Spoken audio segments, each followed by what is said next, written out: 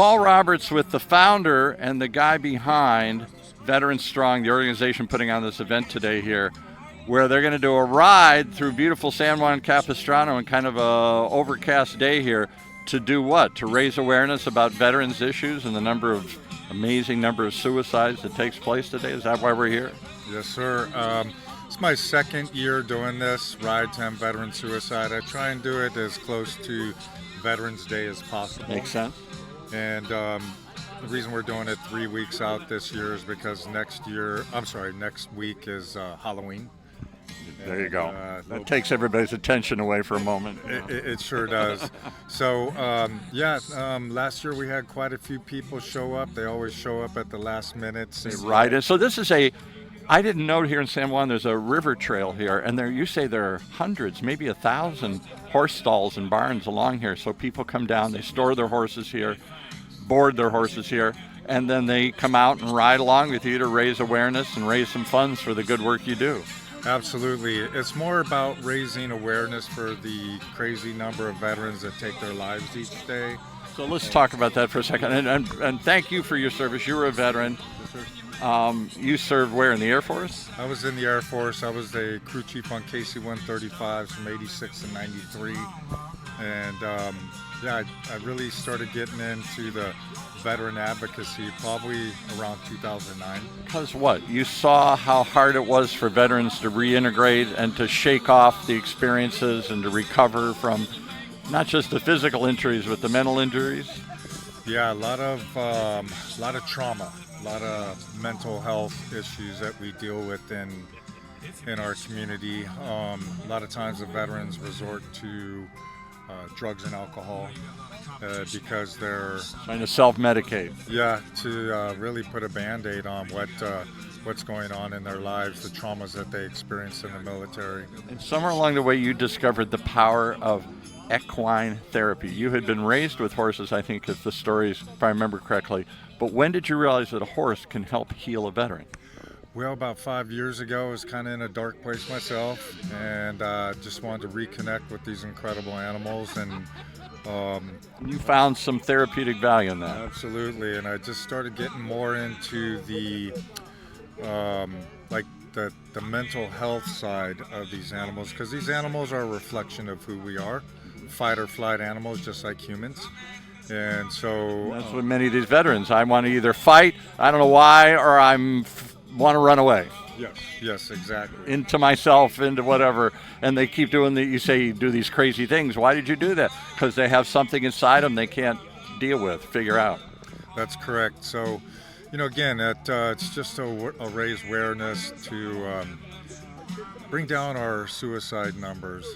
Which is pretty startling. Yeah. I read in the 20s, but you're saying it's double that. Yeah, it's right around 42 to 44 a day. A day? Every day, 40 veterans are going to take their life.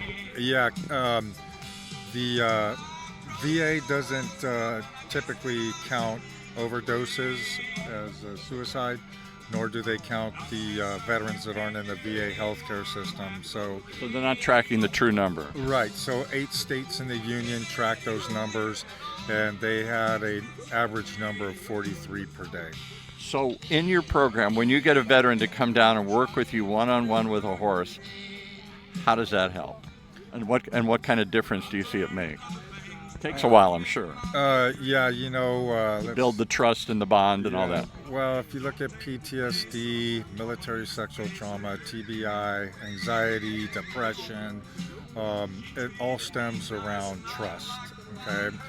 And so, as I was telling you before, these animals are a good reflection of who we are. So we start first with safety, then we do some groundwork, and then I put them in the round pen with the animal and myself, and I teach them. And magic starts to happen. Yeah, I teach them how to communicate with these animals, how to build trust with them. Because they maybe can't build trust with people around them, so maybe let's start with a horse.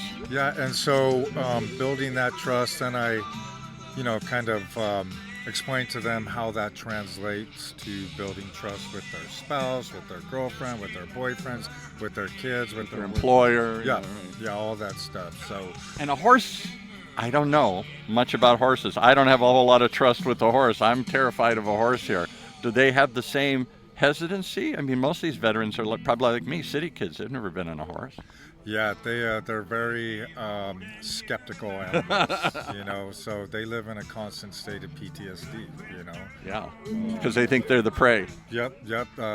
They look at us as the predators, and they're the prey. So we really have to build that trust with them. We were trying to do an episode earlier, go back and look at it, where I was trying to get the horse to come talk to me, and he would come close, and then not so sure. And he'd come close, and he was right there sniffing me out, checking me out, and I don't know, what to do. That I was conveying to him, I'm probably as scared of him as he is of me here. Yeah, pretty much. They I keep saying they're a reflection of who we are. So, he could sense, the fear in you, which or intimidation, maybe that's a better word. They're just so big and so powerful, and I'm so uncomfortable around them. I don't know what to do or how to approach them. Yeah, no, I saw you did pretty good. Okay, I didn't get kicked, so that was a start.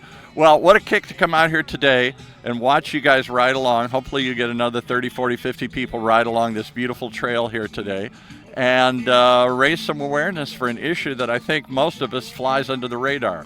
Veterans. Oh, yeah, thank you for your service, but you must be fine. We got a ton of money and resources in VA, and they're not fine. There's still a lot of need out there. There's a tremendous amount of need, and with the passing of Proposition 1 back in 2024, I think it was, we really lost a lot of funding for mental health services in the state, and veterans are feeling the impact of that for sure. Well, feel the power of Veterans Strong. There is an organization working to make veterans whole and healthy and heal, and they're using horses to do it. If you want to hear more, check out the podcast, which is Veterans Strong Podcast on OC Talk Radio.